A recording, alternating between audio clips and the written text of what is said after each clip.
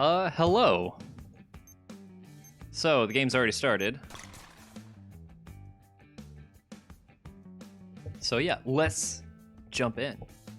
How you guys doing? We are in Wrecked versus Frost.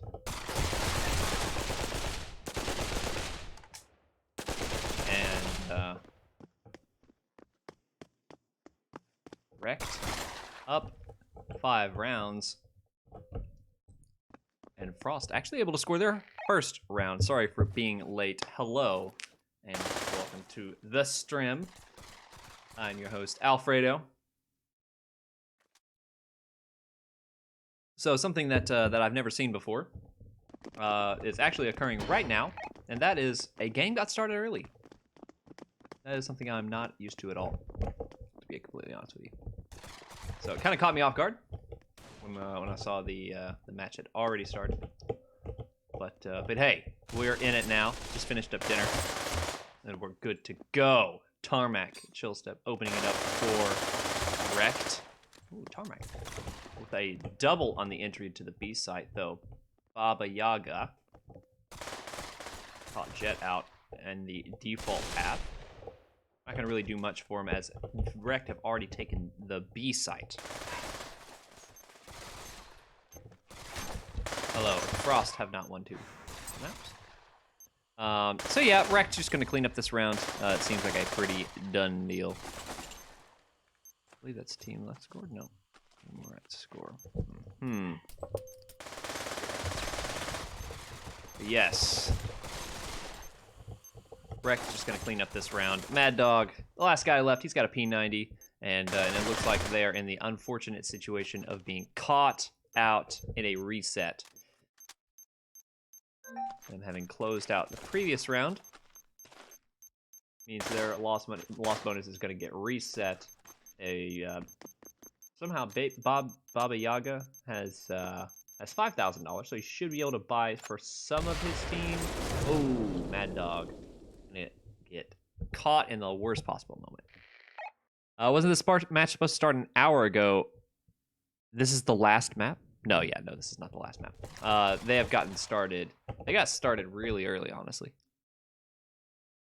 Oh, they are on the last map.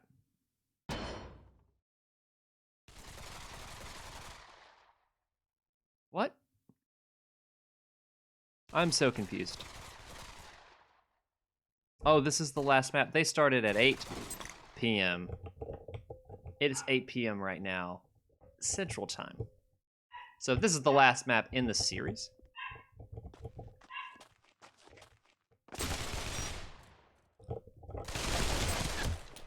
And I'm assuming Frost is facing down the 3-0. So sorry for misleading you guys. Actually, I've got to go follow up on another match, seeing as though this match is pretty much done. We've got, let's see, what do we got? We've got Dream Team versus TNT. So sorry for misleading you guys. And Dream Team and TNT's already started as well. What in the hell? These guys are getting started really fast. Are they playing? Are they actually playing? Just two. No, they're just playing a warm-up map. Okay. They haven't actually started yet. So I guess we can catch the last map. Wrecked is, well, Reckon.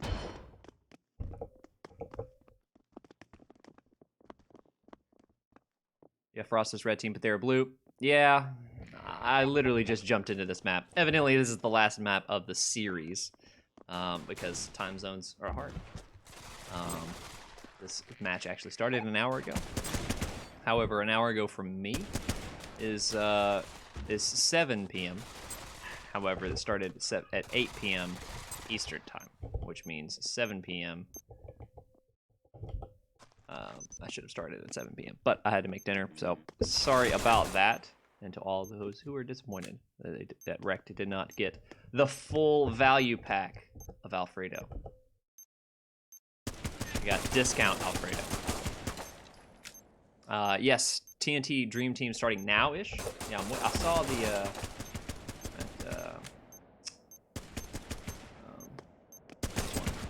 Map 1 will be industry. Okay, great. Cool. Man, this is kind of rough to watch. This wrecked game is kind of a wash, and I kind of figured it would be. I'm assuming this is going to be a 3-0 for wrecked. I'm pretty sure we haven't even seen a 2-1 or a 1-2 or anything other than 3-0 this whole season. So far. So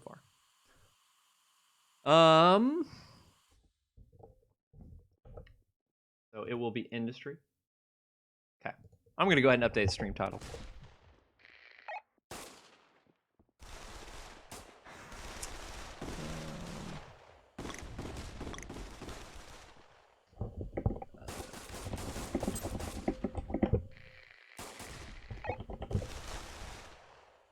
So stream title's updated, which means I'm no longer a liar. Starting in a sec here. Roger that.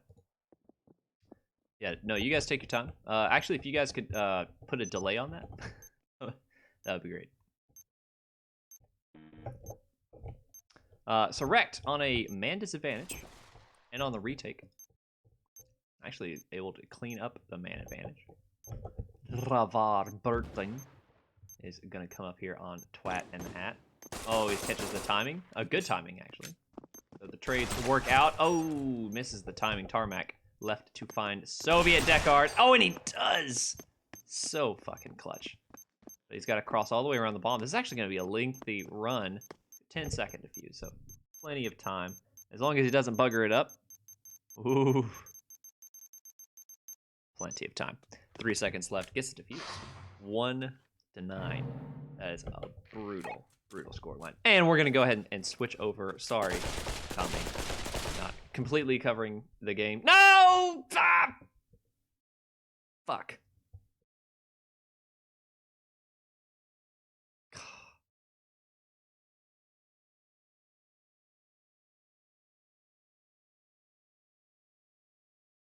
Well, game crashed. I got a little too excited. That's all right. That's okay. That's okay. Got music in the meantime. Relaxing music.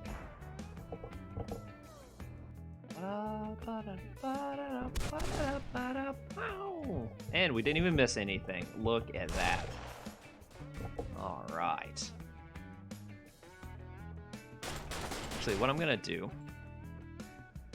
Can I have the mixer, please? No. Oh, god damn it. Have that way down. Yeah, I like that.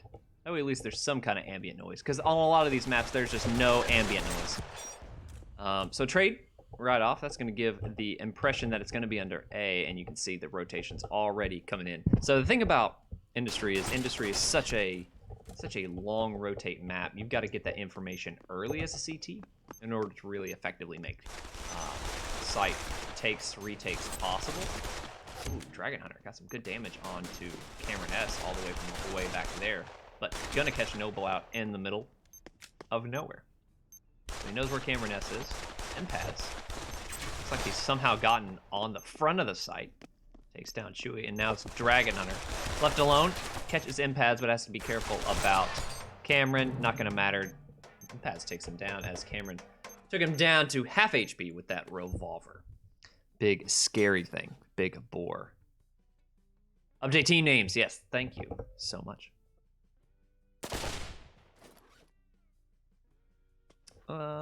So that's TNT. That's Dream Team. I'm really excited because Dragon Hunter does not get to play, or has not played that, does not play that often for Dream Team. I'm excited to see him in action. So he's actually a fantastic support player. Underrated support player. And the full rotation from Dream Team coming in through A main, as they know no player's going to hold that way. And actually they're able to get a man down, which is a shotgun in the hands of Scorched, which should improve things, do some economic damage to those TNT boys. Though Noble going to spot him. Did he spot Impads there? He did. He did. He knows there. Oh, the good damage, but not going to close out the kill. Swordcaster might be able to grab that 8K. Oh, chooses not to and ends up grabbing nothing as he tried to grab the shotgun there. But 0-2 in favor of TNT. So actually, Dream Team doing some good economic damage there. Got 2 kills, made some money for themselves, so their buy is going to be a little bit better, but not real great. M4s across the board, no utility. And Kraken Krieger on the shoddy. Yeah, it's a bit of a hobble to buy. Is there anybody playing Glass Cannon? I think so. Yeah, no. Maybe? No one's playing Glass Cannon. But, like I said, a bit of a hobbled buy. So here's the interesting part. This is the slow default. You can see CTs spread out about the map. And what I'd like to see is you can see Scorch already making the rotate from back of B. Because, I mean, you really just have to put your money on a site you've spotted people at. Because that's the thing is, if you see a single dude, it might just be a single dude, but people don't think about it that way. It's like, there is a single dude, they're probably going to make a site hit onto this. And you can see TNT already selling that fake. And now that they're already bought into this A rotate, I really like this from Swordcaster. They are locked into this A bomb site. They might as well not even retake because this B bomb site is done. They got into it for free. That's actually a really, really fantastic decision making from Swordcaster there to realize that they pulled the rotates. The timing has worked out for them. They don't even have to make an entry onto the site. Even though they've got a man disadvantage, they are in the site now. So this has really worked out for them. I really like this from Swordcaster. Though Chewy gonna make an entry, and now it's just M-pads. Actually, now it's just M-pads. That Scorched has also made an entry. Dream Team might still make this work, but again, listen to that bomb. That bomb is very, very ticked, but it's not gonna matter as they're gonna get on the defuse. M-pads not gonna have much to do here. Actually, keeping 4 players alive for Dream Team. That was a good round from TNT. Fantastic call, but it doesn't work out. Doesn't work out. As Dream Team just raw entries into sites and just blows them out. Oh boy, Dustin, you off with the follow. Thank you so much. Follow, really appreciate that. And now, Dream Team setting up in a 2-1-2. 1 guy mid, 2 guys A, 2 guys B. Lock, holding down the middle area. That looks like an A hit for the TNT boys. Though they're working from a man disadvantage. No bluffing got picked from mid.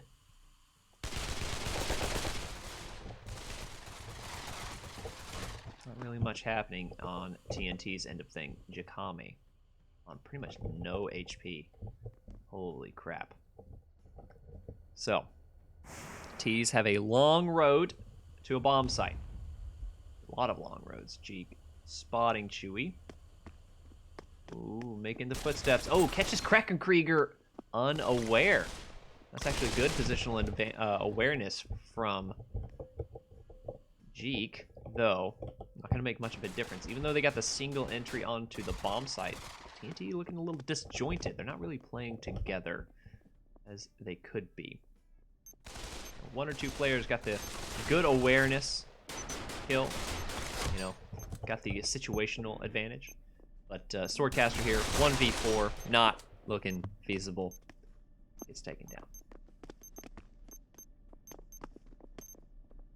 And that's a second round for Dream Team. Dream Team looking really good, really well orchestrated on their CT side. I really like this. Because even when TNT had the fake pulled on them, you could really see that TNT didn't really have a very good way of holding down the bomb site. You know, when I think it was Chewy that was coming on the rotate over here first off, he got taken down by, I think it was Noble that was coming out this way and got traded almost immediately, and they were already at a man disadvantage. So Dream Team playing really well disciplined. TNT, like, there's a lot of individual mistakes that kind of add up to not really, you know, coming to what they need into closing out a round. Again, they got into a bomb site, got bombed down, but weren't able to convert that into a win one round. Swordcaster just gonna bolt for the bomb, but not gonna do anything. It's just kind of a throwaway round from. And you can see, you know, even on their no money kind of buys, there's no, there's no coordinated effort. You know, it's just kind of individuals trying to make a play. It's very puggy. It feels like, TNT are playing a very puggy game style, whereas, they're making very good tactical reads based on how Dream Team like to play the game. So it doesn't really lend themselves very much leeway, because Dream Team are very much the kind of team to punish that kind of lackadaisical kind of puggy play, because they're just so disciplined on their CT sides that they'll just wait for you to come in and take a bomb site. You can see Scorch just pre-firing the smoke because he knows that they're going to try and rush the bomb site. Scorch knows that timing for them to cross. And Swordcaster, again, in a really vulnerable position. Dragon Hunter pre-firing and actually gets the spot on a Jeek. Jeek gonna win that battle. I do like that. But again, you can see Swordcaster in that very exposed position. Locking sword trade, but now it's just Cameron with the AWP. Oh, he gets the spawn onto Chewy, but he's going to get smoked out very quickly as they know he's got an AWP. A nade rolls at his feet. Oh, just barely misses it. Oh, gets the kill on a Scorch. He might clutch this one out. As now Chewy needs to get on the bomb clip. Oh, but the kill comes in. Cameron S actually clutching that out. A 1v2. Very well played. And Dream Team, they threw the smokes. They should have been smoking the bomb, if I'm honest. But, small details are only visible in retrospect, but a good clutch from Cameron S, not to take that away from him. Though, Dream Team, successfully, by keeping players alive in some of the rounds they won, they win rounds with a lot of players alive, so their bank is huge right now. Cameron S gonna take the 1v1 against Dragon Hunter. How does he win this peak? Dragon Hunter not playing too aggressive. Do like that. Oh, he's playing out in the open, though. Dragon Hunter does score a pick onto Noble against Scorch. Gonna pre-fire this onto Swordcaster. Does actually get the kill this time. Now that's the bomb. Very exposed. Scorch can just run in there and clip that. Though has to worry about Cameron S. Do they make the same mistake? They need to smoke out the bomb. 2v5. This should be an easily winnable round for Dream Team. And it looks like that is going to be the case. Clips come in. Chewy going to make it happen. Cameron S does get the kill onto him, but it doesn't much matter when you lost the round. Dream Team with 4. Now, as TNT have been reset, their money is in the bin. All of the rounds that they've won, they've kept 1 or 2 players alive. Cameron S, the only one in that 1v2. A couple of the rounds that they won early in the pistol rounds, a lot of the guys died very early. They kept 3 players alive on the conversion of the pistol round. So, I mean, that adds up. The money when you die really, really takes an effect. And if you die, if you can stay alive on a round you win, you do much better for yourself and your team. Chewy getting the spot onto Jeek. Jeek, that pump shot, he's not going to do anything. Now Noble on the long angle. Cameron S actually gets that kill onto Chewy. Actually really impressed by that. Krieger just taking the spray through the wall. Trying to get a spot, Cameron S. And Sword making the call to rotate, but Dragon Hunter's wise to it. So now they start to make the rotate. Cameron S going to be the first to, Dragon Hunter going to be the first to spot. He starts leaning towards the A-bomb site. Here's the gunshot's going to call in for a rotate. Cameron S actually wins that duel. Very cool. Very cool. That was actually very good. That's actually key for them to make it into the bomb site. Cameron S going to cover that angle. Going from the door. He's got 2 angles to watch. He might be a little overextended here, though. Gets the kill onto Lock, and Scorched going to be coming in. just to follow. You have to be careful here, Cameron, if you're Cameron, because you can't watch too many angles. You run the risk of getting over-peaked. Kraken also there, though Cameron S quickly trades. Scorched left alone, dodges the big green gunshot, and now it's Sword. Though Cameron S takes him down. Cameron S actually doing big work there and closing down the round. I think he got a 3 or 4K there. Fantastic work from him as he closes out the round for TNT with 3 players alive. That is a good sign. That's what you like to see. I think that's 2 players alive. But good stuff, because now it's Dream Team's turn to be on the reset table, as their loss bonus is very much, it's first stage. So not where you want to be if you're Dream Team, as the money is very delicate. Because if they lose this round, their money is... Well, actually, this is the last round, so it actually doesn't matter too much. So, Scorch getting a spray down trade. Oh, impads. Oh my god, they trade damage, but Chewy on the receiving end of most of it. Now the B bomb site, the target for TNT's Desire. Gee, gonna run around. I might catch Dragon Hunter out here, but it's 2 players from TNT that get taken out. Lock on the long flank. A big kill on the Swordcaster and Impads to follow another round for Dream Team as they secure the advantage on the half. A good set of rounds from them. Lock, crucial there. Closing out that round. The flank came in just in time. And also the 2 big entries onto the bomb site from Dream Team did them a lot of favors. So good stuff from them. League matches seem very op-heavy recently. I don't know. I think I've seen the meta kind of stabilize, as now we kind of realize that ops are a very niche purchase now. Like, they are very good for what they are, but you have to be very skilled for it to really pay out. And to be honest, there are only a handful of players. Like, you have to dedicate yourself to the op now, because that is a very expensive purchase, and you really got to make that worth it, damn. Because if you just waste 5 grand, that is a big deal. Big deal. A bomb site. Unlocked for TNT. For Dream Team, rather. So, Jeek and Cameron on the retake. Cameron with the big boy. Jeek coming around, trying to secure kills against Dream Team players, and they do so successfully. Chewy the only one left. As Glocks fire back, but he's in a 1v3, and there's not much he can do about it. Cameron S. I think that was a double tap. That was actually very good. Securing the round, and a pistol round secure. That's 2 pistol rounds for TNT, as they secured the first one as well. 5-5. Now, this is looking like a pretty good game. 5-5. Hey, I'm liking this. I am liking this. TNT, how do they decide to approach this round? If I'm Dream Team, a force buy, because they are on the ropes. If they can get the momentum in their advantage, if they can put on that economic pressure, and especially if they kill a lot of players this round, it's going to be bad news for TNT, as they do have a record of having kind of poor economic management.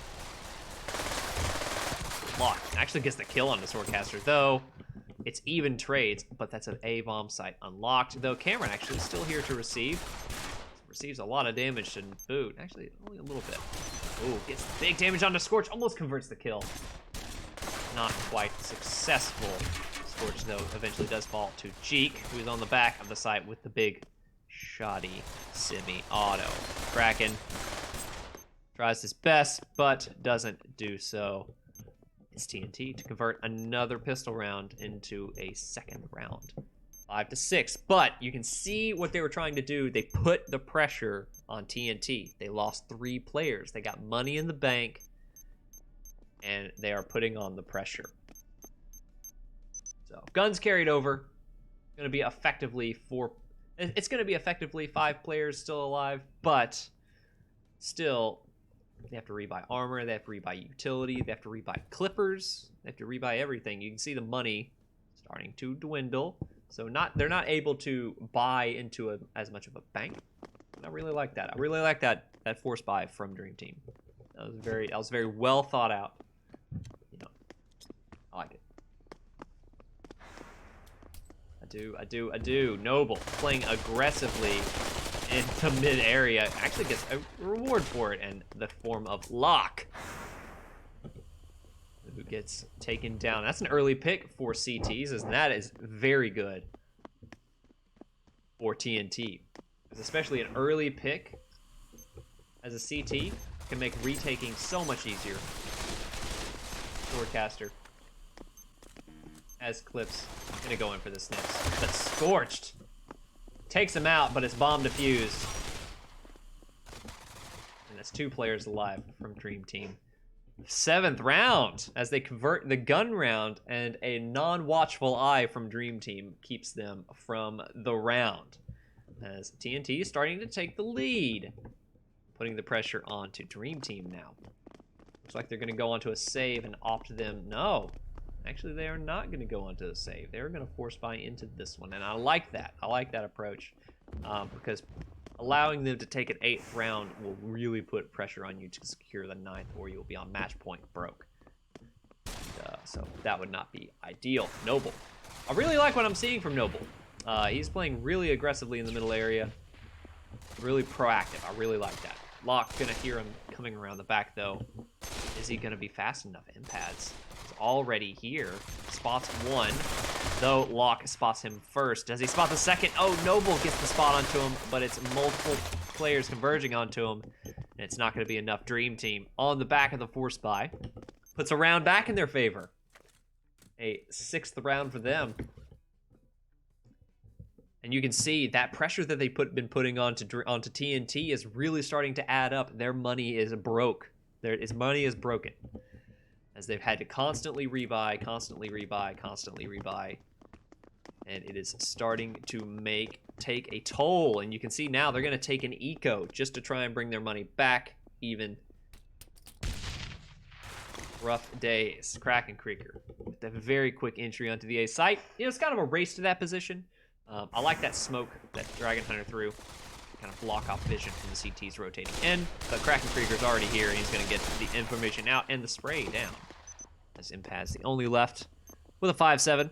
No damage actually done to any Dream Team players. Except Chewy, who's taken just a small bit of damage. But yeah, the economic games are really strong from Dream Team. They're putting on the pressure, and even when they lose rounds, they're keeping you on the ropes. So even if you're winning rounds, you're only winning with 2 or 3 players left alive, which adds up. And now you can see TNT on $2 grand a piece now. Impat's the only one kind of standing out there, as he actually took a little bit of damage through the wall there as he's spotted by Kraken Krieger. Chewy there to clean it up and put the round to an end. 7-7. So now they'll be able to buy. TNT conceded them the tie score. It's TNT now. Ball in their court. So they'll need to convert this round. Cameron S on the Car 98. I've given him a lot of shit. Even when we play with each other in matches about buying the Car 98, and he seems to have calmed down with it a lot. Thank God. It was literally costing TNT rounds. Speaking of rounds that will be at the cost of TNT, it is this one as the A site already unlocked. TNT taking a gamble on them stacking on the B site. Not going to work out. 1 player falls, and it's a retake situation. Impaz first in, but again, 2 players already down for TNT. Impaz gets damage onto Scorch, but Scorch with a quick peek tap headshot. Nothing much that TNT can do into this round, and it's going to be an 8th round for Dream Team, and money again broken for TNT. The loss bonus is still not able to be recovered, as 2 grand, 3 grand a piece on TNT. They will have to force buy into this. They'll either have to save into this round or force buy and buy into the next round, or force buy into this one, go into match point. If they lose, broken. And it looks like they're going to be saving quite wisely. Impat's buying a safety shotty. Cameron S actually force buying. I'm not a big fan of this force buy, because if they lose this round, it is going to be money broken on match point. And just like that, the gamble stack onto A. Not gonna work out. So now TNT have to play retake with no armor. Not a fantastic prospect. Oh, Noble actually catches Kraken Krieger getting a little bit too confident through the smoke. So Cameron S, the only one left. Semi-auto shotty may be good, but it's not going to win you a round, as now match point. Map point for Dream Team. The Swordcaster's looking a little quiet. So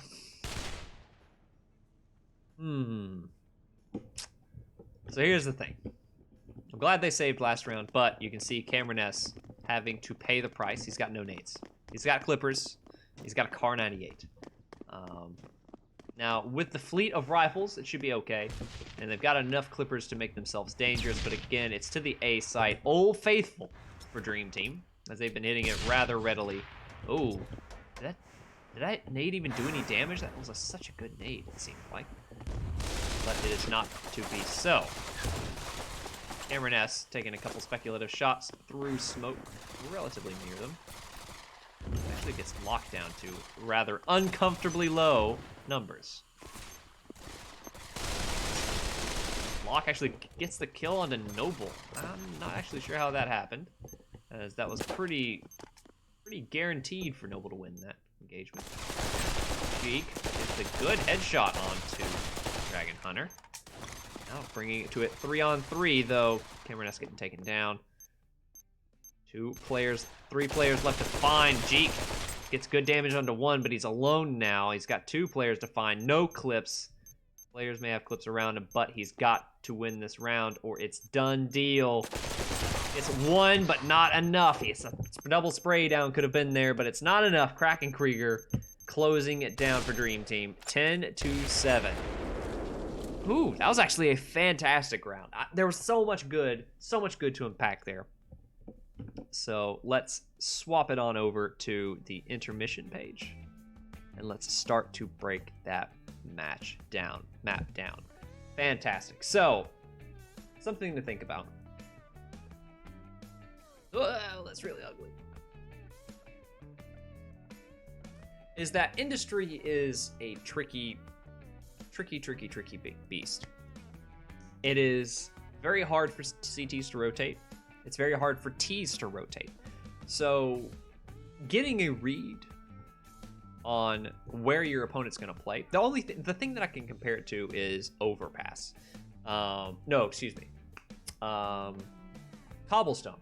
So Cobblestone, the rotations are so long for CTs and for terrorists as well. It's less so once they added the little middle passage to the stairway to the little lower ramp area. Rotations are so long. It's so important as CTs to get a read on where Ts are going to go towards the beginning of the round. Otherwise, it's just so tricky to retake any of the particular sites. You've got to have a positive force on the sites in order to fight off a site take, because once the bomb goes down, the site's pretty much done. It's really hard to retake those sites. And it got pulled from the map pool for that reason. However, Industry is the kind of map that suffers that kind of fate as well.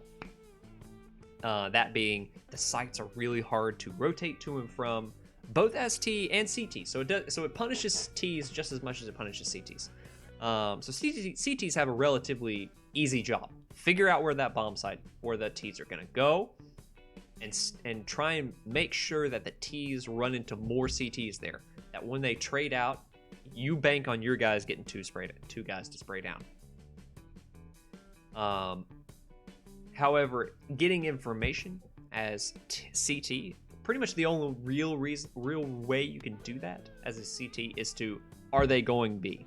You know, are they out into the garage? If they are not out onto the garage, CTs should almost always rotate a guy to A or to mid, because as a T, if you are out on B, the only way to get out on B is through that back hallway and through the middle hallway. And Middle hallway is really, really hard to take, and both of them are very susceptible to op angles. As you can see, Dragon Hunter holding them very successfully. So as a CT, Dragon Hunter holding that long angle, that is so smart, because that gives CTs crucial information that Ts are nowhere near that bomb site. And once they are, they can just rotate an extra guy over to A, and that means when TNT try and take that A site, they run into a lot of trouble there. They kill 3 guys, and maybe they expected the 4th guy to be on rotation, but he's actually behind you because he's actually holding this really cheeky angle because they have the extra manpower to do so. And you could really see that in their very progressive CT side. I really like that. That was a fantastic CT side. Now, TNT also had a fantastic read setup. So TNT would float a guy to A, get the attention of a CT, maybe take an aim duel. Sometimes you win it, sometimes you don't. But the idea is to give CTs false information, like, hey, we're hitting the A site. We're sending a guy in, or sending a guy in to take an aim duel. If he wins the aim duel, we flood onto the site, and just trade our way to the last guy. However, they sent in a guy, and they were really waiting for the CTs to pull their rotations and then move into the B site for free. And you could see that happen, like 1 or 2 rounds after the pistol round they won on their T side. They did it so well. They executed it flawlessly. However, the individual mistakes as a T started to creep through. You had players start to take very, very ambitious angles and ambitious fights that have a very low success rate. Sure, you may catch an extra guy on rotation who doesn't expect you to take that duel. However, you get traded, and especially they were already at a man disadvantage because they threw a guy to A and just took an aim duel and died. And that caused the rotation to happen. So they're already man disadvantaged. They got a free bomb site, and then they started taking trades, which is something you don't want to do. When you're on a T, when you have a bomb site, you're on a man disadvantage. Trades is something you don't want to take. You can't be taking trades like that, which means that's when you start to lean on your individuals to start, make a play, but make a smart play and play conservatively. Really, what you want to do is set up crossfires. So you really just want 2 players. So CTs are going to try and move in pairs or in groups, and what you want to do is force them into an angle where you have 2 guys looking down the same crossfire. That way you get multi-man spray downs that way, and you reduce the success rate of CTs and their ability to trade. Those 2 players should die almost all. They should die. They should always die, because CTs will be trying to make that trade. And once they had the site, TNT would have sites multiple rounds, and they weren't able to close out the round because they weren't able to hold those sites effectively and set up crossfires effectively, and make make smart reads on things that are happening on the post plant. And something that will help with that is playing retakes. So what you do is you set up half your team is on a bomb site, A or B, whatever, and then you have the other half of your team just scattered around the map on rotation. So say your guys on that site die, and you just have the CTs rotating in from relatively close but not peekable angles. So say on Mirage, you have a guy planting the bomb, a guy playing van, and a guy, on bench. So as a T, so you have 3 guys there.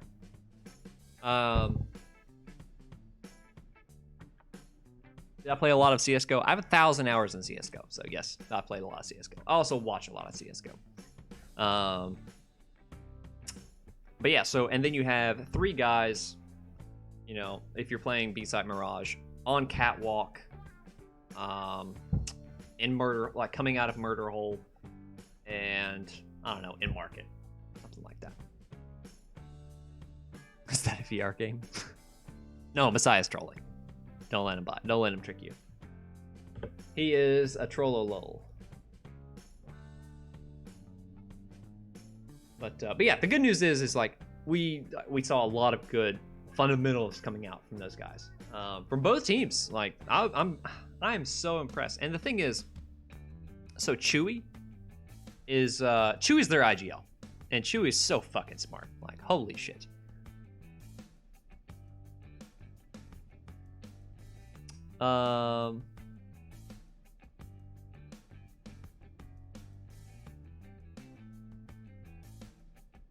LeVar Burton here. Is there another game coming up? Okay, I've got to move this. This is so hard to read.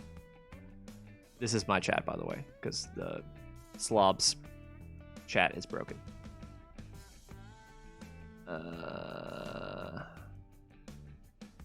Yes, I like that. Is there another game coming up? Our games were done quick. So the thing is I jumped into the games late for Wrecked and Frost. So what I did was I switched over to the match that started now, or about 40 minutes ago, and switched over to that because Wrecked Frost was in their last map, and they started an hour before I started streaming. Match has started on Cache, another map I am a big fan on and know a lot of fundamentals on. So I will be given my total analysis on this map and total critique on CT sides. Because again, I know a lot about this map. Cameron S is playing in a very bad spot. He really should not be doing that. Locke, though, puts his gun through the wall and gives himself away. Cameron S taking a bit of an optimistic angle.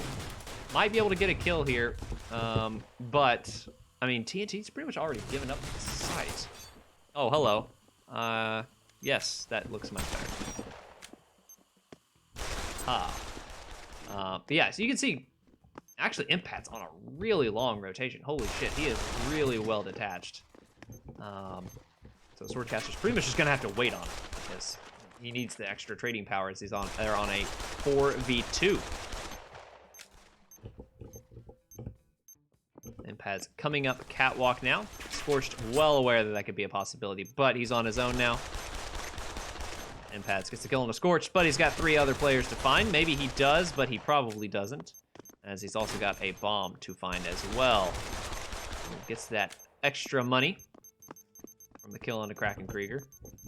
And it's 2 Dream players to exit the site and a bomb down, and actually man down for Dream Team, but not too much, doesn't make too much of a matter as they take the first round. A Dream Team finally on a pistol round. Would you look at that? I need to switch this over. Yes.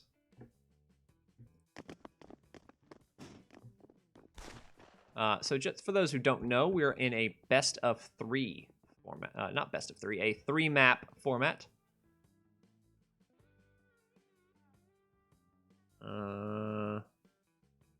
Hello.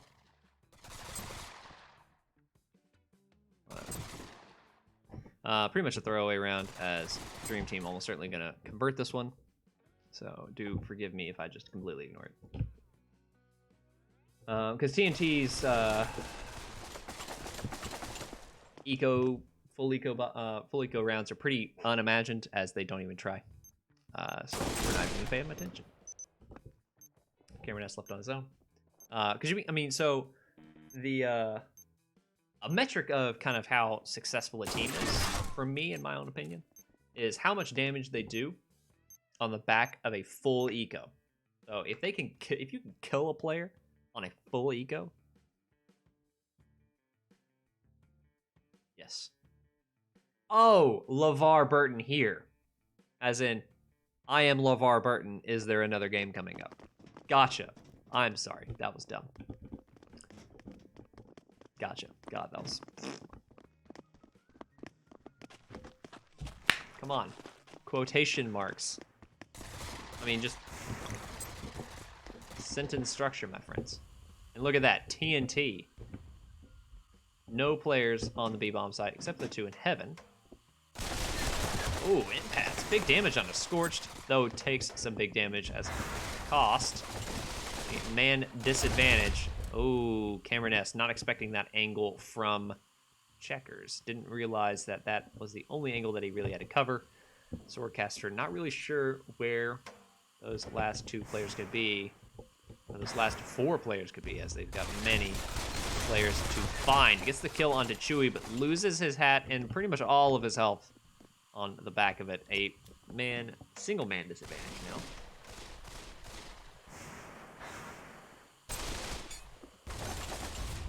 And make that a man dead. Actually traded advantage. As actually now, that is a third round, but a costly round for Dream Team.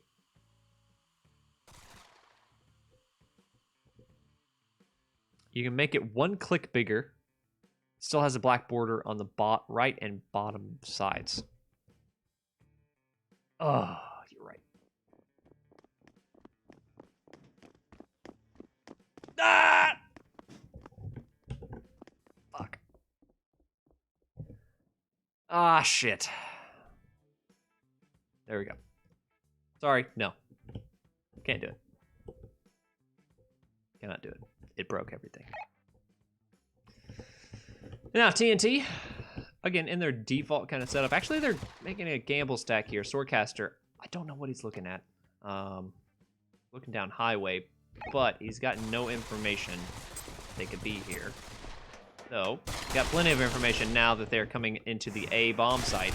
Impad's able to get one, but not more than one. This now, Cameron S.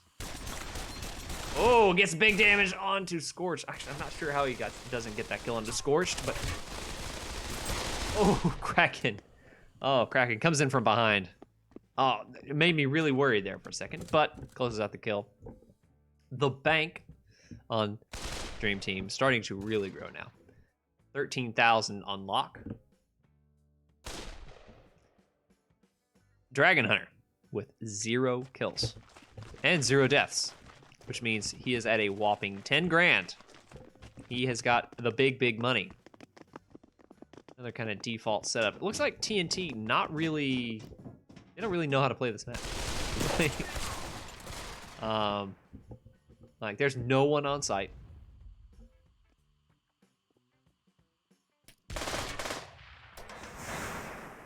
No one on site, B. No one on the site. No one on site for A. The rotations are very long. Yeah. Oh, Dragon Hunter finally gets his first kill, but Sword gets 2 who came onto the site, and that's bombed down on the site. Good stuff. Swordcaster taking down Chewy. Hell, now it's down just to Kraken. As now TNT starting to get warmed up, though. Ending with a trade. A very expensive trade, as that's the op gone, but a very expensive round for TNT, and very, unfortunately, will be on the risk of a reset. So they'll need to win this round in order to do well. So, just as an FYI, the typical cash setup is 2-1-2. I mean, no surprise there. Normally, someone plays on the quad area on the site. Another on the second player on A usually plays forklift to highway. I like this play from Jeek. Gets a lot of information, but holy shit, no one's gonna rotate on that. Impads does kind of. Noble taking a little while. Now Cameron S having to play a very long angle. Actually gets a kill on a Kraken. Now he's got to answer to the players coming out of A main. Only 2 left though. Dragon Hunter taking big damage. But only 2 players left. Impads coming in from the back. Flank. Effective, but only kind of. As actually now, this is starting to fall apart. Cameron S playing very exposed. Gets a kill on a Dragon Hunter, but he's still got Chewy to find. Does know that Chewy did hear that. He's rotating all the way back. How does he play this? Chewy on the long rotation to B. Cameron S probably going to start making that rotation now. To the other site. 20 seconds left. Yep. Gonna realize it now. Chewy, how does he play this post plant? Where is he gonna play it from? He's gonna play it from Checkers, the classic. Thinks about it. Cameron S now. A long way to go, and a short time to get there, and a missed smoke to kick it off. Doubles back, making a lot of noise. Chewy gonna know exactly where he is, and where he's gonna come down from. He knows he's got to jump down from heaven, so he's holding a very nice angle. Very nice off angle. You knew he'd have to cross to that angle eventually. Chewie takes him down a 1 round. And now, Dream TNT reset. Money in the bin. As I said, big ol' oof. TNT, their money, looking like shit. Double barrels coming out.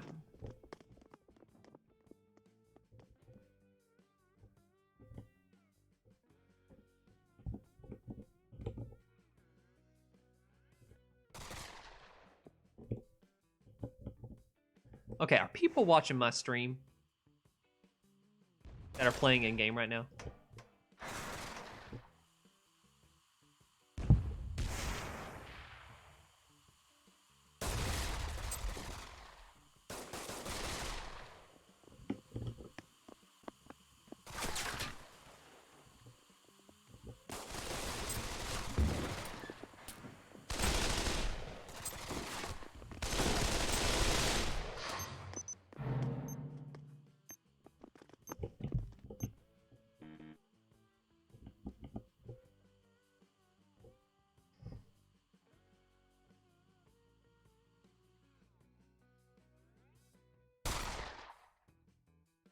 Is information that I'm giving away on this stream right now being passed to the players in real time?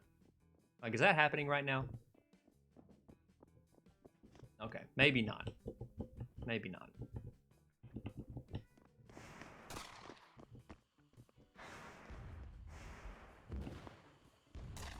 Because if so, I'm gonna have to start putting a delay on my stream.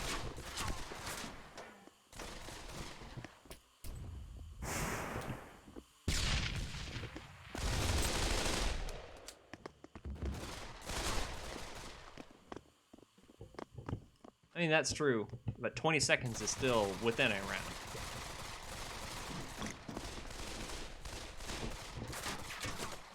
I don't know. That just didn't look right. Yeah, the Twitch delay is not, like, you can set it to where it's instantaneous. Like, nearly instantaneous.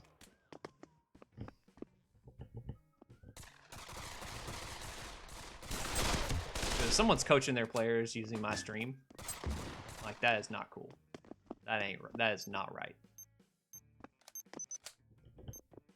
Especially if they're doing it in real time. That is not cool.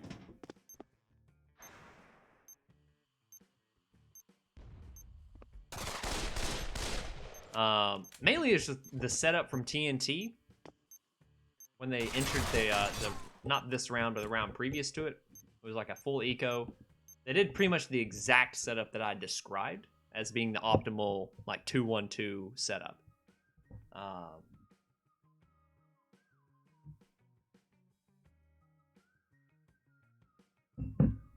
That looked really fucky.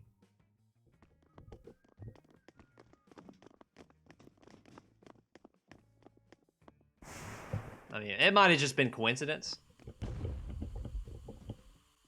Like, for all intents and purposes, it might have been coincidence, but I don't know.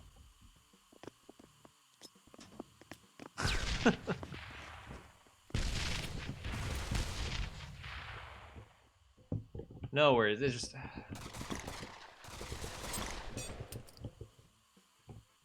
I don't know. That just seemed beyond coincidental. But I could be wrong. And I probably am wrong. Once you see it, you know. Kraken Krieger taking a big fat hunk of damage, but Cameron S actually finishes him off. Now, Chewie. The 1v3 against broken weapons. Not broken weapons, but kind of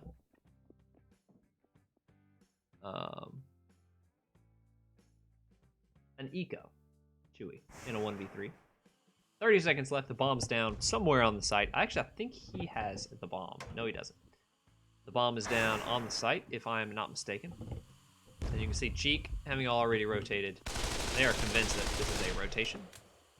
I'm assuming they have no information on the bomb. Chewie might get some kills here. Actually, TNT playing very smart.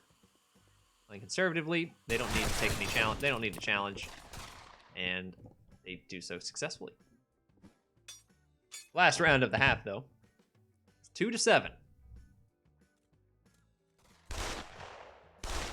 Yeah, exactly what Neville said.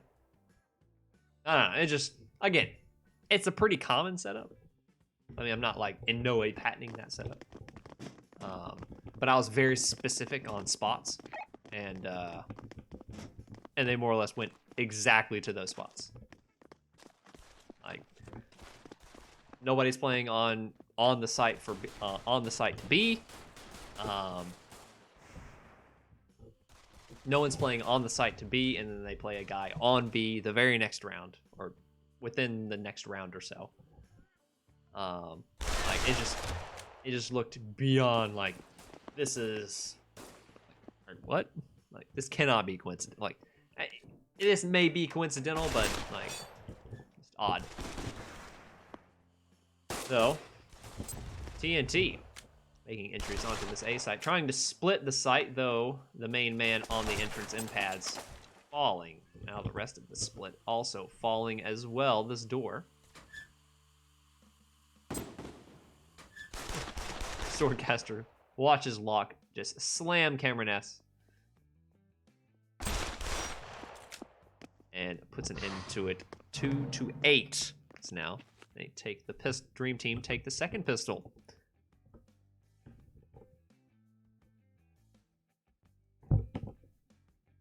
Chewie going the no helmet buy. No helmet. That's actually pretty ballsy, as having no helmet's pretty much a death sentence.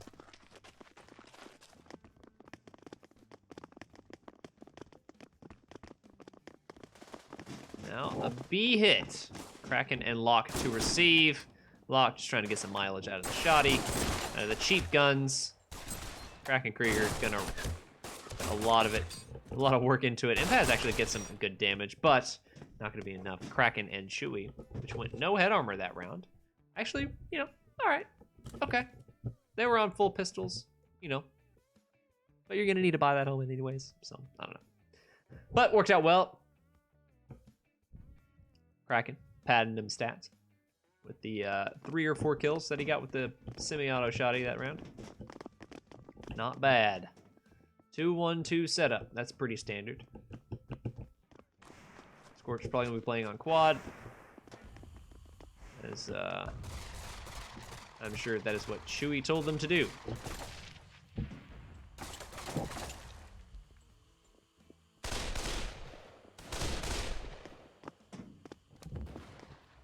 Interesting that Locke takes this middle position and has Dragon Hunter rotate to A. They don't really have any information to work with. That's any particular site. Pretty default setup from TNT. Looks like they're going to try and end on the A-bomb site. Door cocked open, so Chewie starts to make the rotate onto truck. Locke just throwing some speculative nades. Cheek actually gets big damage onto Scorch, though, standing out in the open. Locke and Chewie going to take and solve that problem. Still, though, TNT looking a bit scattered. What is the call here? Swordcaster making the call to go back towards B, but, you know, taking a bit too long is now the rotate from... So the rotates from CT, not nearly as long. Kraken going to be dedicated here in pads, getting the information that it's not a free bomb site. Though they've only got 20 seconds left. They're going to need to take this duel to go in. Swordcaster probably going to fall here, and he does. Dink to the head, and it looks like Matt Point going to go towards Dream Team, as they've got no time to make it onto this bomb site. The bomb still down, and Locke still alive on the site. 3 seconds left, no time at all. It is a done deal. Dream Team take cash, 2-10. A pretty solid play from Dream Team, as they look very confident on this one. And now that suicide's got implemented, pretty much everyone kills themselves at end of round. At end of map. But anywho. Again, this setup from TNT there, probably entirely coincidental, as that it's not an uncommon setup. It was quite coincidental. that it came out the round that I mentioned it, and they kind of looked lost on their CT side. Anyways, so what do I know? I'm not in their brains. Though the only thing that makes me uneasy, and I mean very uneasy, is the fact that that coaches can sit in Discord.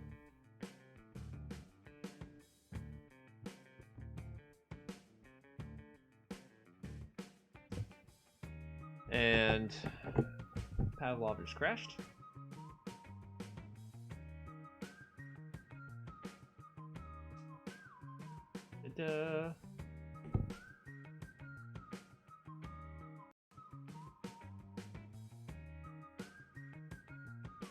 So it just makes me uneasy of more or less using my streams as a tool to improve your game, which, I mean, that's fine. You know, nothing wrong with that. Not mad about that, but I would be mad if it is, that is very much like, that feels fucking dirty. Especially live. If you want to go rewatch it, you know, sure. But, I don't know.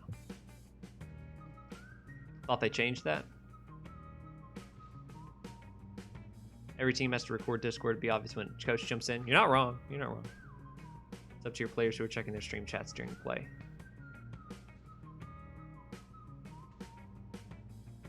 Yeah, that's... I don't know. Growing pains, baby. You know?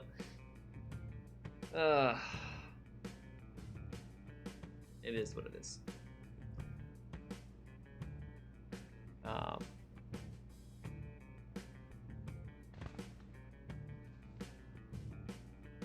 Even first season, there'd be a occasional stream message. Don't forget so-and-so has AMD. Yeah. Didn't they rule that coaches can't talk, though, aside from between maps? Did they? I thought it was in between rounds. You might be right there. Let me check. Let's see what we got. VRML. Oh, fuck. Is that right? Okay. I don't know offhand.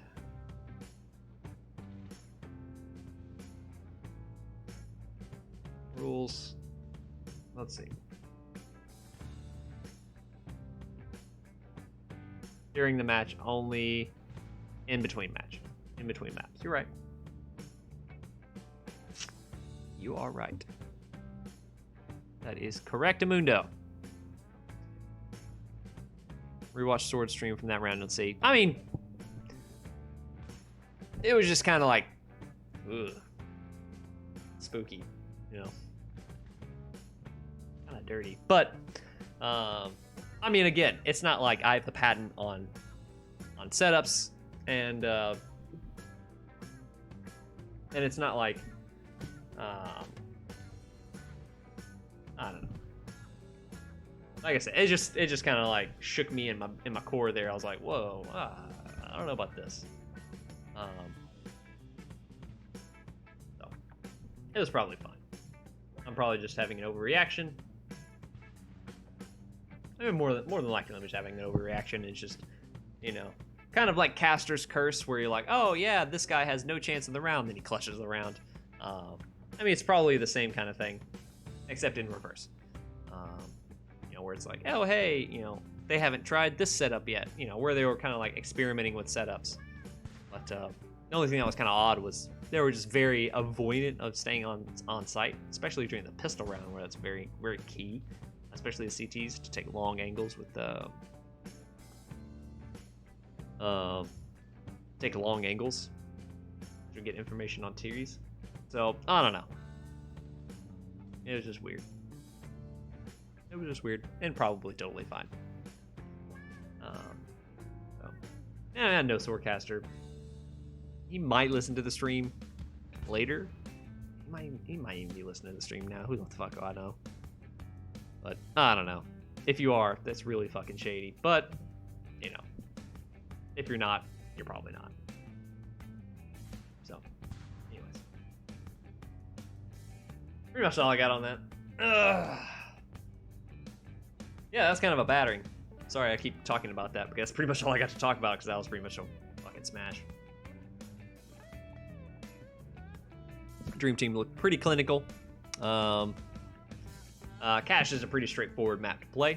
And if you know what you're doing, it's pretty straightforward to exploit some of the bomb sites, especially if you know how to play the bomb sites, how to clear bomb sites, and how to take it as a team. And it looks like Chewy's done a good job on drilling the Dream Team boys on how to do those things. And I'm assuming that they picked that map, as TNT almost certainly picked Industry as their big Industry fan, but it still got battered on it.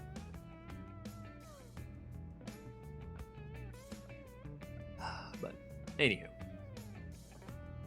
Yeah, sorry, Pickle. I could not cast. I mean, shit. I've like avoided like last two matches that are Voltron and Voltron affiliates related. Only caught the end of Wrecked versus Frost, and I'm assuming that was battering as well.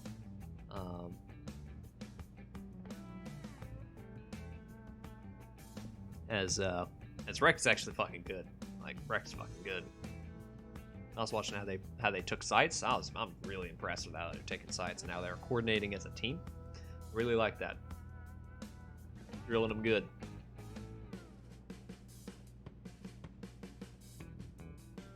So yeah, we're just waiting for the next map to get started. I'm assuming it's the middle of the map pool for both teams, so probably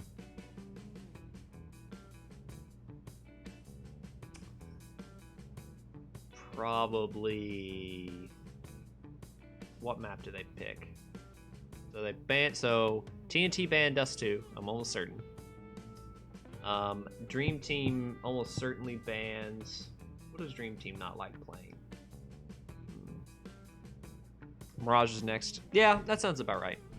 I was gonna say either that or I bet you Dream Team banned Jordan Market Siege. I'm imagining that Jordan Market Siege gets banned a lot. They just don't want to play that map. I don't think anybody wants to play that map, because I don't think anybody has practiced that map. It's like the nuke of the map pool. It always gets banned. Like, you either are really good at that map or you ban that map. So I'm assuming that's what it's like. Because I'm assuming Dream Team just straight up bans either that or Scud Hunt.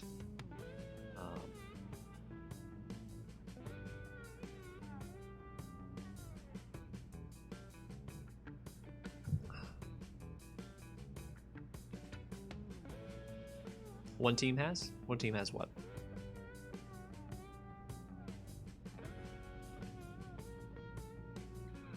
Yeah, Mirage is pretty much in the middle of both teams' map pool, so I am not surprised that they picked it. And Dream Team moves up to 2. And Search is going to be in on this one. Okay, so I need to switch those around. Ah!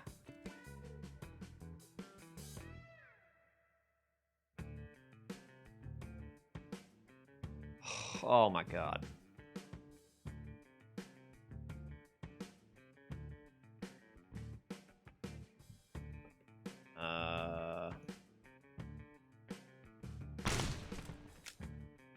Oops. Okay, so that's gonna get vote to end.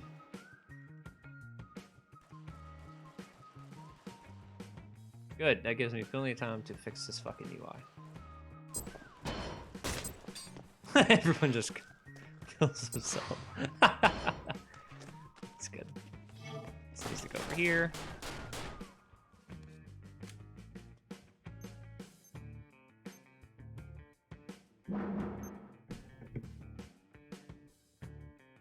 Needs to go right there.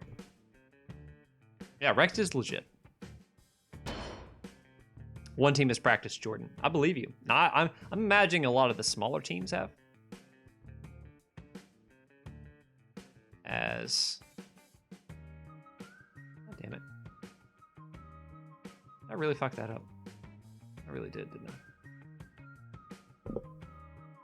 Okay. That's correct.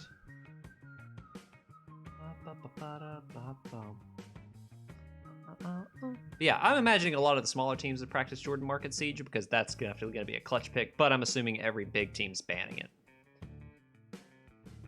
Like, every big team's either banning that or Scud Hunt. Does anybody know what, Does anybody know what map Dream Team banned? It was either Jordan or Scud Hunt, I can guarantee you. Wait. I love the Jordan. I love Jordan Market Siege. It's actually a fucking awesome map. I really enjoy that map.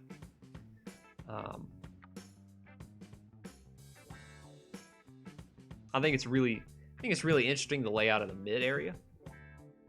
Because the mid area is really cool, like really cool. I really like that middle area. Because it's just it'll be a very innovative way. People have to get really clever on how to take parts of the map, like take mid. Voltron doesn't ban them. I imagine Voltron doesn't ban it. I imagine they ban Scud Hunt. No, you don't ban Scud Hunt either? Who do you ban? So you probably ban against opposing team's strength. So you probably just ban your opponent's favorite map.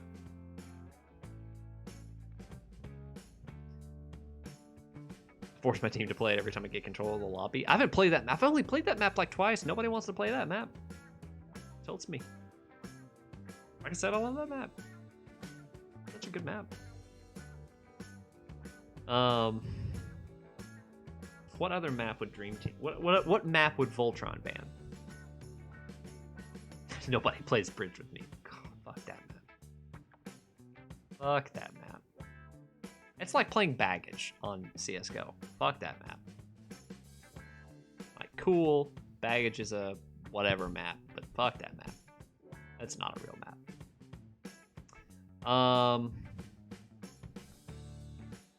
Bridge S&D for next season. How about no?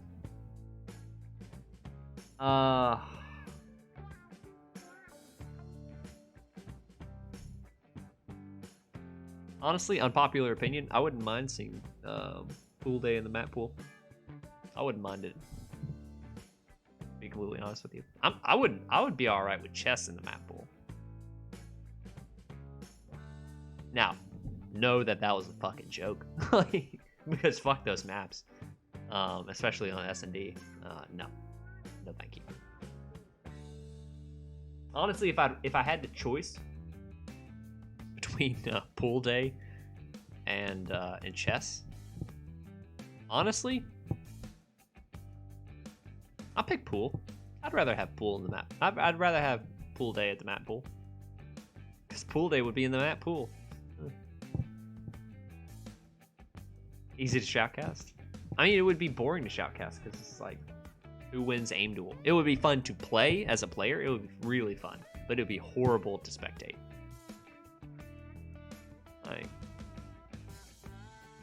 Like it would just be so bad to spectate. Like, where do teams even spawn? Like there's no way that, because of those center, like the windows that go all the way down, like there's no way you can like spawn across from each other without like having a lineup done, you know, like having an off scope lineup. Anyways, but what map does Voltron ban? Let's see. So what maps are in the pool? First off, what maps are in the pool?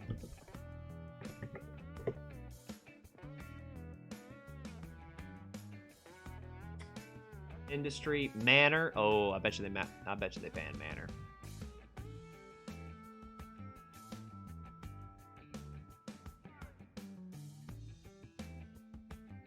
So okay. So something we should really talk about. Okay. New Dust 2. New Dust 2. Holy shit! What a map. What a map. I'm so glad that map got in. Banned Industry twice this year. Yeah, that's right. Yeah, you guys don't play Industry. That's right.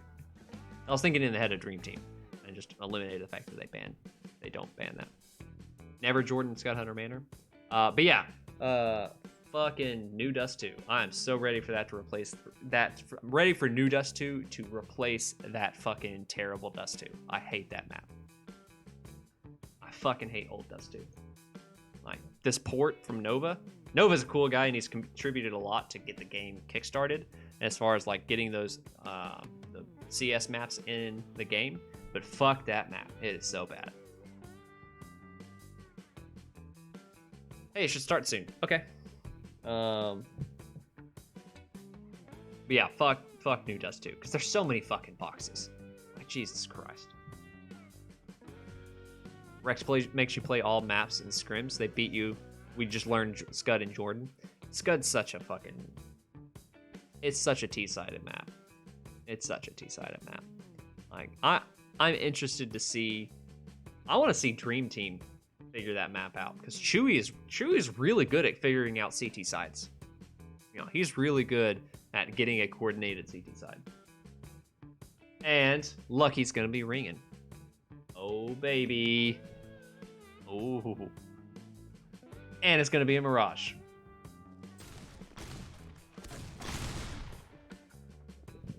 Everybody's here. Cool.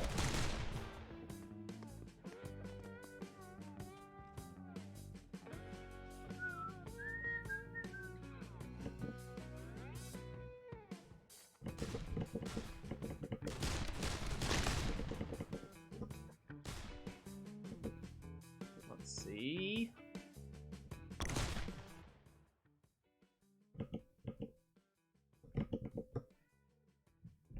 What is the scoreline right now? 0-0.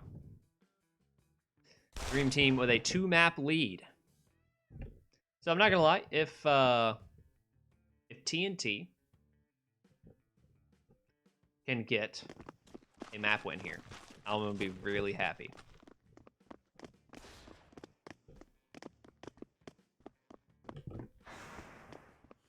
Because I really hate seeing 3-0s. I really hate it. Mainly because I really just do not like the fact that they encourage this just play 3 maps kind of thing. I really wish they would just play best of 3. Dream Team doesn't play Mirage good? Really? Now that is a surprise, because again, Chewy is really good at innovating on CT sides. And one would think they would have a very good CT setup.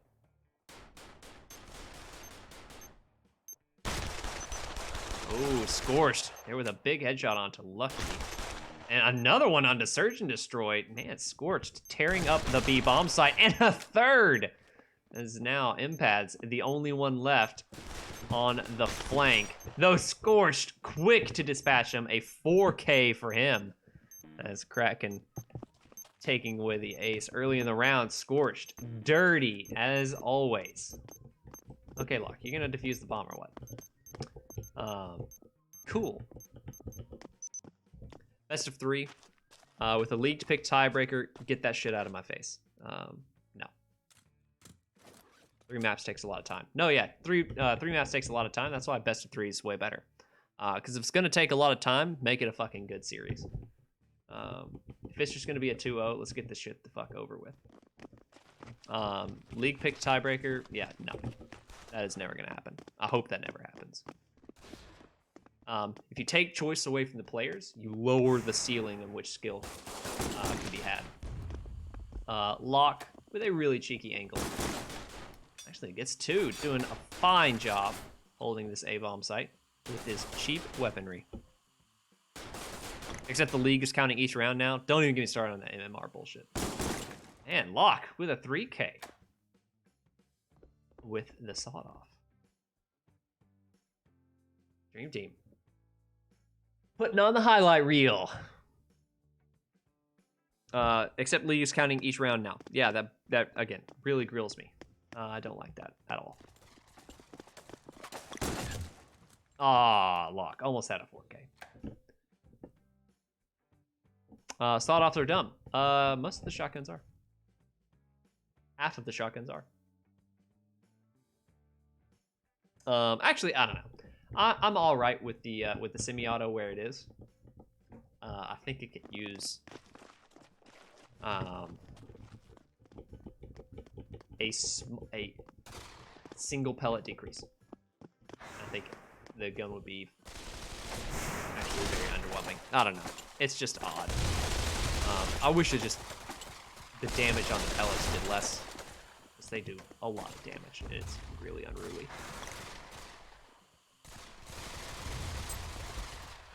Like if it could just trim a pellet, the fact that you could, it would make it a lot more skill based. I don't know. It's such a tough one. But speaking of tough one, a fight in mid. TNT actually successfully takes mid.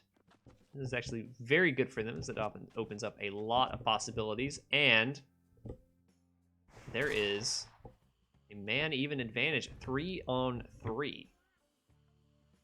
This is going to be a good thing, except Chewy able to get an early pick, and Locke actually able to as well, making that a 1-on-3. Not exactly what you wanted to see when you get a very favorable situation, 2 even trades early in the round. Yeah, once you get 2 trades early in the round, you pretty much want to execute on a site as soon as possible, as you'll pretty much be on very favorable ground.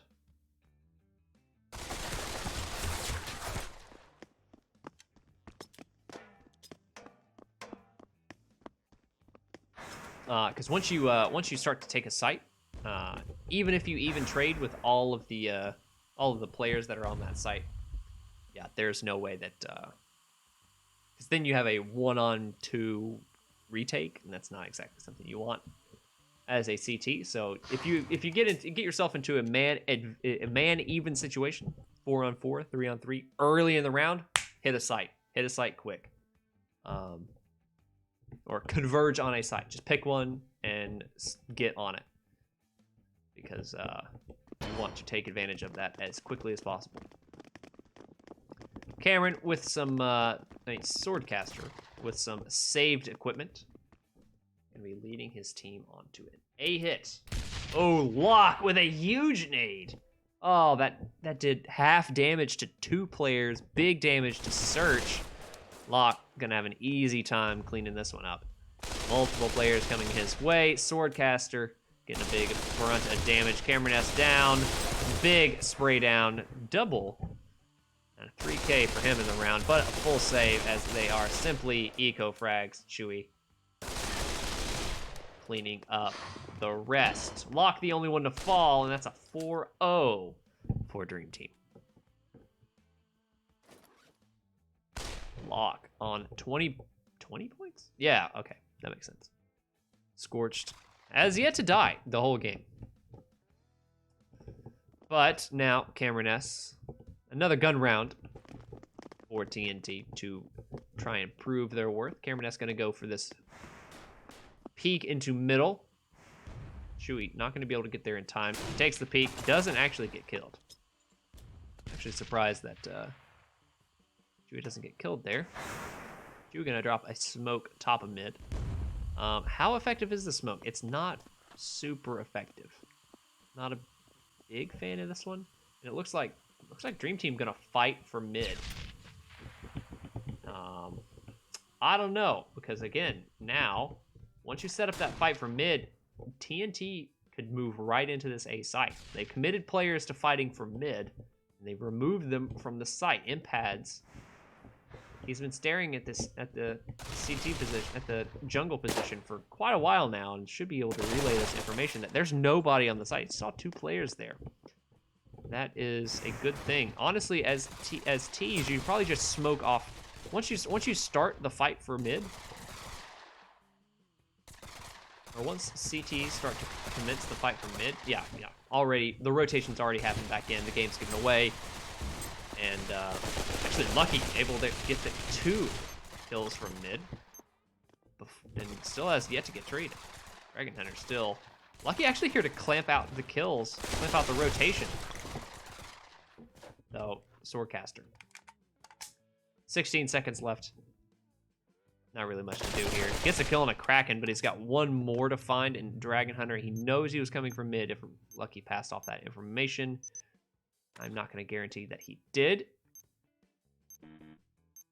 Swordcaster have an easy time, an easy 1v2 from Sword, as he makes it happen and saves an AK into the next round. Look at that. Sword showing up for work. 3 kills, top of the scoreboard for TNT. And AKs all around for TNT. Dream Team opting for M4s. Interesting. I don't know how I feel about it. I guess Dream Team's just up for M4s. I don't know. It's interesting. That smoke's gonna go nowhere. That smoke is gonna go kind of somewhere, but they're not really meant to do anything. And again, Dream Team gonna commit to this mid fight, but it's going to be a B hit.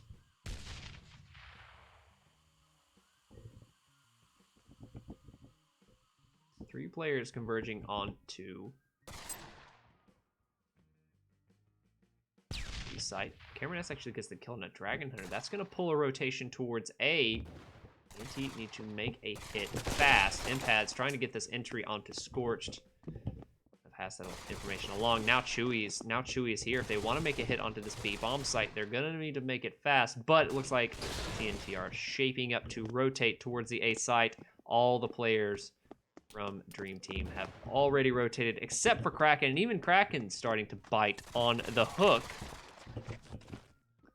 as they start to move into the A bomb site. Again, relatively unissued. The read from Swordcaster, very smart. Very smart. And the trade actually works out very well. The double peek comes in, and Search might get this kill into Locke, though Locke a little bit faster on the reaction time. But is he going to be fast enough to make this retake happen? Oh, gets the nade in, but it doesn't quite make it all the way to Firebox. He's got a couple angles to cover from. Swordcaster's going to hear him coming, knows he has to worry about multiple angles, and will carry that M4 into the next round, a second round in a row. Very key for TNT. Mage and Raz use M4, your argument is invalid. I'm not saying one's better than the other, or one team has a better idea on which one's better. I'm just saying that it's interesting that all of TNT and all of Dream Team are very opinionated on their rifles in the same way. It's very interesting how the team consensus is. Oh, that smoke is going to be really good. But Kraken Creek are actually going to play up on the site. These smokes from TNT are very good. I'm liking these smokes as it's allowing them to effectively take mid control.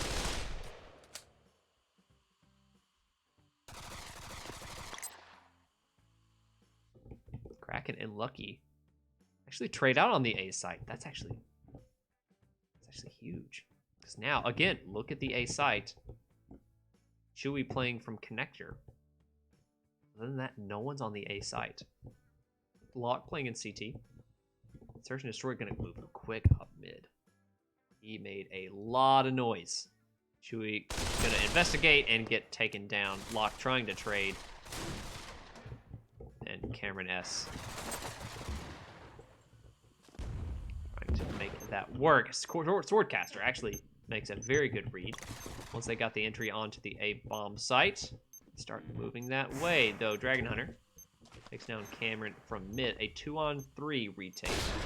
Search in a very good spot here to kill Dragon Hunter on the retake rotation. Though Dragon Hunter wins that engagement. That's a man-even advantage. That's a good thing for the CTs as they've got to retake this A site. Though Dragon Hunter's got to wait through this smoke. Might just have to wait through another. He's going to rotate through CT with Scorch, but the time is of the essence. Sword and Impads playing this perfectly. They're playing very conservatively, which is very atypical from them. They've got to hunt down the bomb. Dragon Hunter and Sword trade out, but Impads closes out the second kill. Might go down to the bomb, but it doesn't matter. It is a 1 round for TNT and a very broke Dream Team. AK all the way? I don't know. You have to weigh the slower fire rate of the AK, which means slower time to kill, with the controllability of the AK and the one-tap headshot potential of the AK. which is a big deal, to be completely honest with you. It is a bit easier of a spray pattern to master, though. But the M4 has a much higher DPS. Much higher. However, for multi-man spray downs, I'd much rather have an AK almost all the time. Oh, Impact. Takes a meaty hit from Scorched. And gets immediately smoked out. TNT starting to move up on the B site.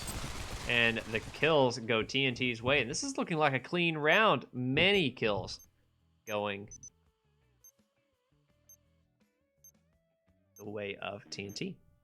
I do what Mage does. He's kind of a big deal. Dude, he really is. He puts in so many hours. I'm actually curious how many hours he has in this game. He's probably got maybe 800, 900 hours. And he has not been playing that long. Like he started playing after I did. Like I'm willing to bet he's got 800 hours in this game. Because he plays so much. And he puts so much time into the game. TNT, however, they won the round. They converted onto Dream Team's force buy. However, Dream Team going to be on the full buy for the end of the half. Oh.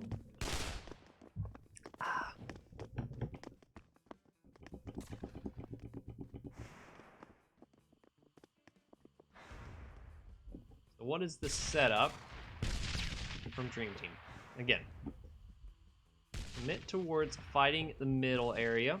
Kraken actually already on the rotate towards CT.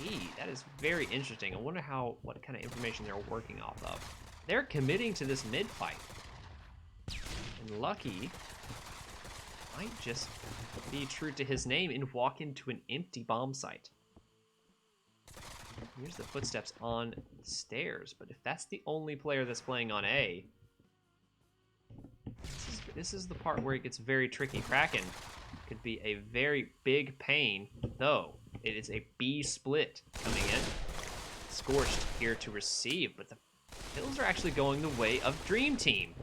Because now there's only 2 players left from Dream Team, and they are starting to make their way onto the A site, but make that 1 player left for Dream Team. As now there's only Swordcaster left. They have no information as to where he could be. Where in the hell could Swordcaster be? He's going to walk into an empty bomb site. And he's going to make the plant happen.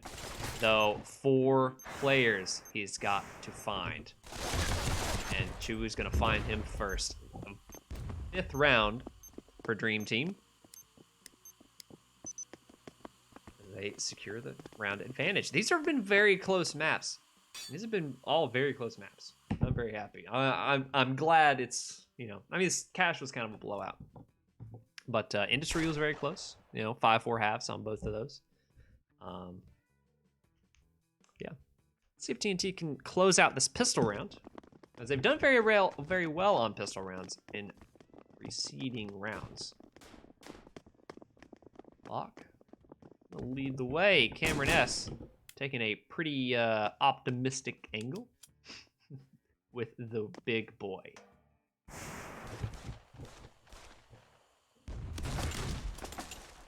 Mage is under 300. Okay. I believe that. He's under 300? Really?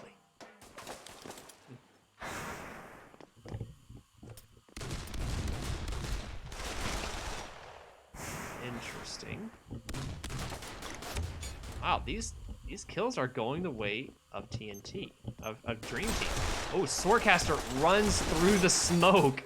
Gets big damage, but not able to convert multiple kills. Impads now. These smokes for Dream Team worked out very well. Look at that damage from how far he was away. Oh my god. Oh, Impads. He's got the sawed off, but he's got multiples to find. Lock. Gonna put him out.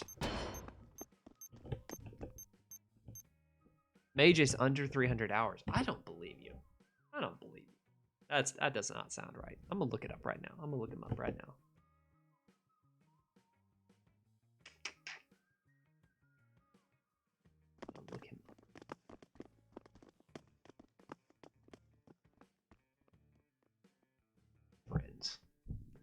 Let me see my friends.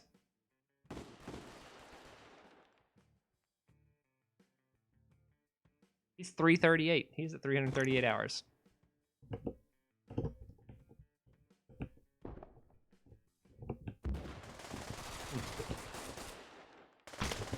No, he puts a lot of time into warming up. He puts a lot of time into practicing mechanics. The hours that he has put into the game are very effective hours. Like, he does not spend a lot of time pugging. He spends a lot of time on getting better at the game, and he maximizes his time very effectively. I'm very impressed with him. Hours since last update's what really matters? In S&D, no. In S&D, it is not.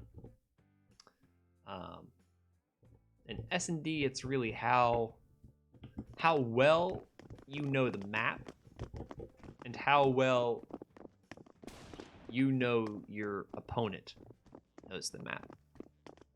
How your opponent knows the map.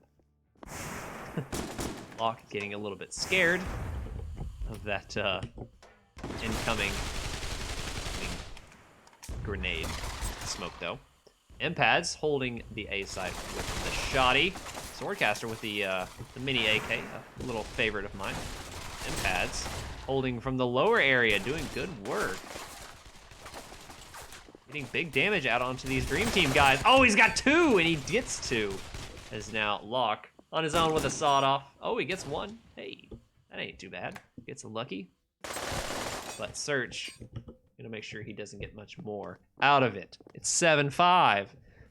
Dream Team lose off the back of the first gun round. Takes maybe 80 hours to learn S&D really well.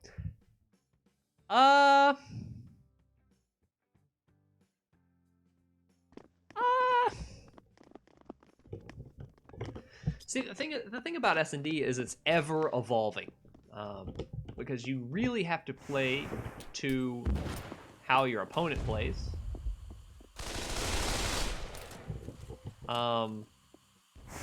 What the fuck was that, Lucky?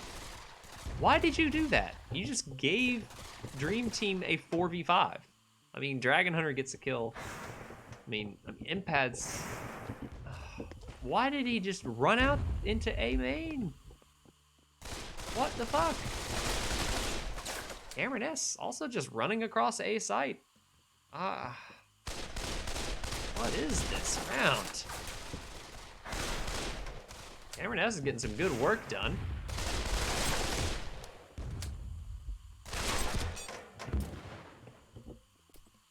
And a man-even advantage. What is this round? Man. Scorched. Trying to get a kill onto a guy's stairs. What was that round? What a mess. I mean, I guess Lucky gets the information that it's A main, but he just dies for free. Why did he do that? Like, that's so... What? Anyways. It evolves because gun balance evolved. I mean, the thing is like, mechanical smarts matter. However, there are more effective ways of setting up unfair fights. Don't hat on Lucky as our new little child. Yes. He's new, but it's because he's new that I'm saying that's so fucking stupid. Why is he doing that? You know. Empath's gonna get the information that it is a B hit. It may have a little highlight reel for us. And he does, a 3K so far. Oh, might be a 4, and Search takes the last. That's a 4-man spray down for Empaths. As it's 7-7.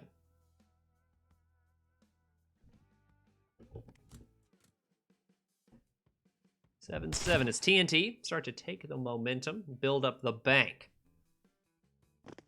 Absolute aim and ability gets locked in around 80 hours. See, okay, here's the thing. Your skill in anything does not get locked in. It is always ever changing.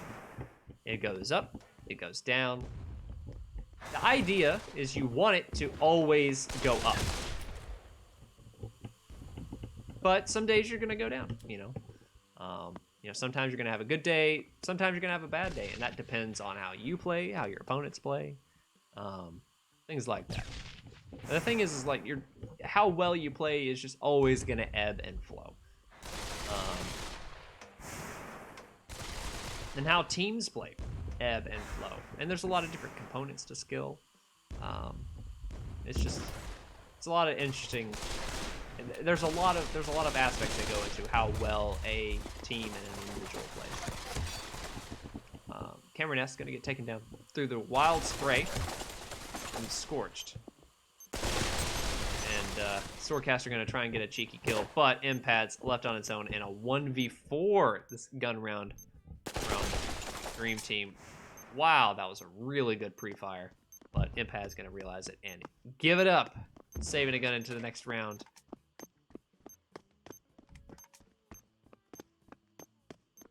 Drop my wallet. Save a gun into the next round quite wisely, facing down a 1v4. Probably not the smartest thing to do.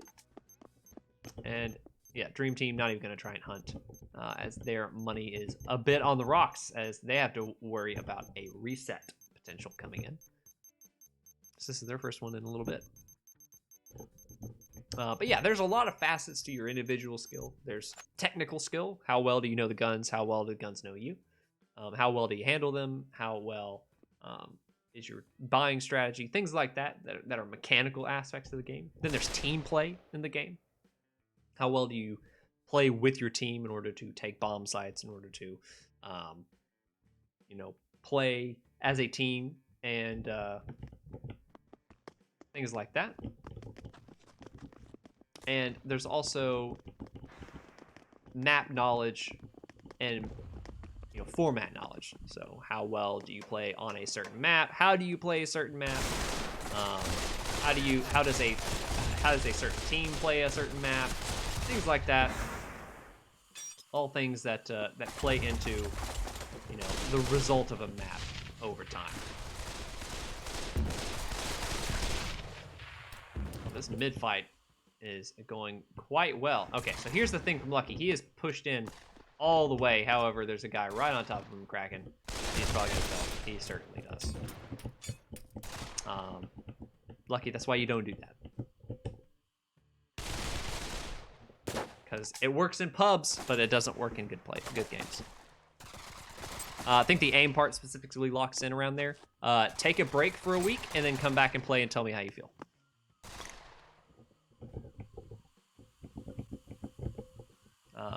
Because aim takes maintenance. Mechanical skill takes maintenance, and technical skill requires, refining, or requires maintenance. Search and destroy, however, fucking put in a huge double spray down just now. Holy crap, that is game changing, because that pretty much locks Dream Team out of the round. Like, sure, Kraken Krieger gets this kill, but he's got to go plant the bomb. He's got to not die, because he's got 0 HP pretty much. He's gonna try and plant the bomb, but like he's gonna die last couple seconds. Impad's gonna grab that M4, and it's done. Yeah, that's it.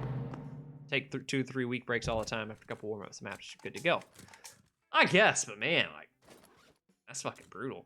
Like, imagine how much better you could be. Scorched. You know how fucking good that guy is? He practices every day. So, I mean, the more time you put into training a particular aspect of your game, the better it's going to be. Now, to be fair, Scorch doesn't have the best team to play on, but as an individual, he just fucking can change games. He is incredibly clutch. He has fantastic mechanical skill. However, sometimes just the team lets him down. It just happens sometimes, because that's just an aspect of winning a match. Another part of mechanical skill. Why is Swordcaster spraying? He really shouldn't be. Probably should be tapping. You'd probably get more effective DPS. Anyways.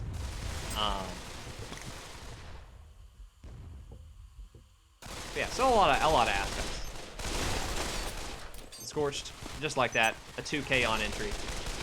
the spray down onto Swordcaster as well, so that's a 3K for him.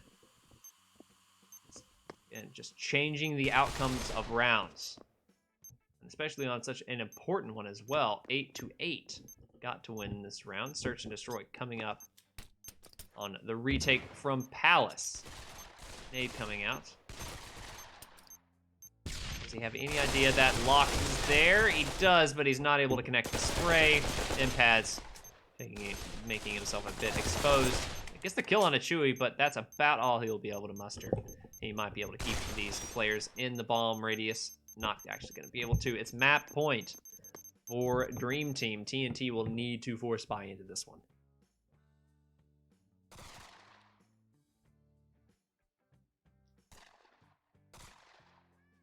But, yeah, I mean, it's very much like CSGO. You've got a lot of things to focus on. You have a lot of conflicting, important things you need to keep up all of the time.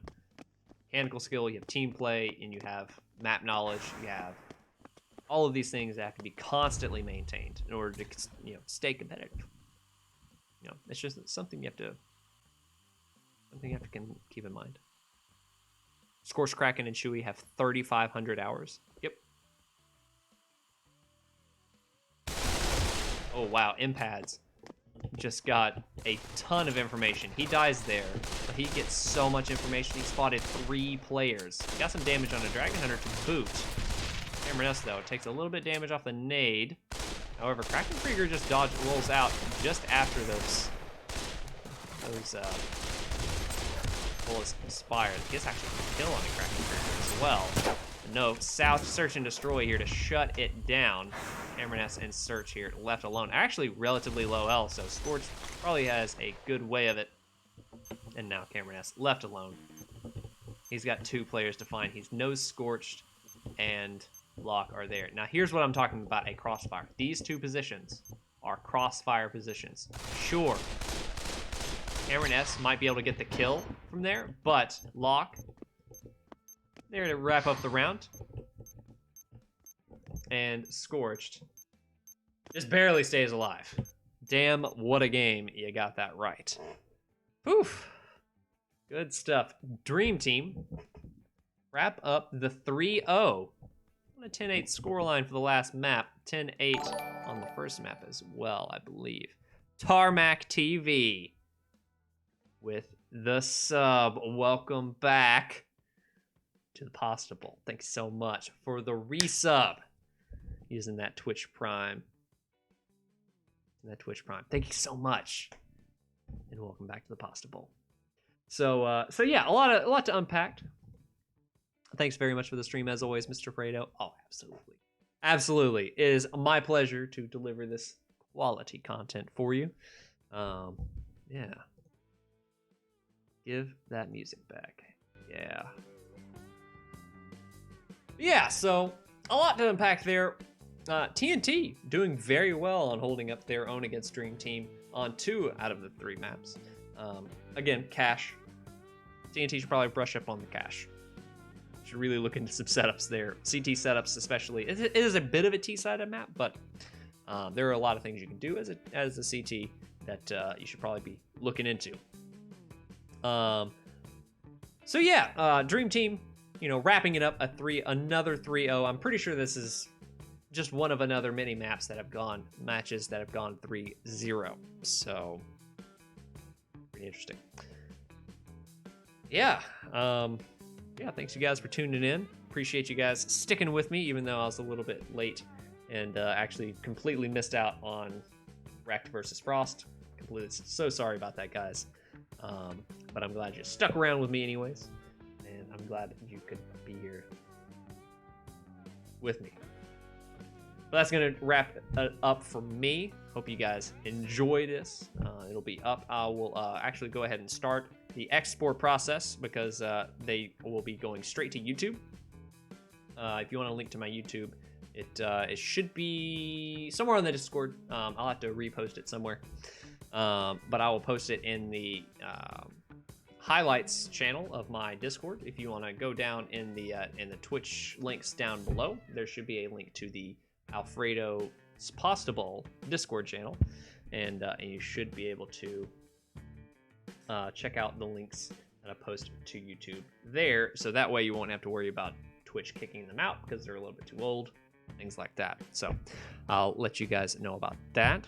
In the meantime, you can join the Pasta Bowl Discord channel if you haven't already, and things like that will be up there. Also, there is a channel for casting requests. If you have not if you're not a part of the channel already, you should go down to that channel, and anytime your team is going to be playing, drop a request in the channel's casting request channel with the time and the day of when your team is going to play, and I'll try my best to make some time and get it casted.